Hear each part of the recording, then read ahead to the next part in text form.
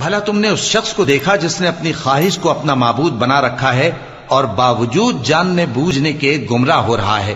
تو اللہ نے بھی اس کو گمراہ رہنے دیا اور اس کے کانوں اور دل پر مہر لگا دی اور اس کی آنکھوں پر پردہ ڈال دیا۔ اب اللہ کے سوا اس کو کون راہ پر لا سکتا ہے؟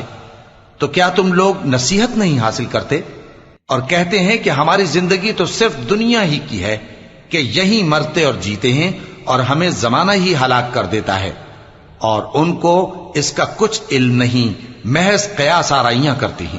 اور جب ان کے سامنے ہماری کھلی کھلی آیتیں پڑھی جاتی ہیں تو ان کی یہی حجت ہوتی ہے کہ اگر سچے ہو تو ہمارے باپ دادا کو زندہ کر لاؤ۔ کہہ دو کہ اللہ ہی تم کو جان بخشتا ہے، پھر وہی تم کو موت دیتا ہے، پھر تم کو قیامت کے روز جس کے آنے میں کچھ شک نہیں تم کو جمع کرے گا، لیکن بہت سے لوگ نہیں جانتے۔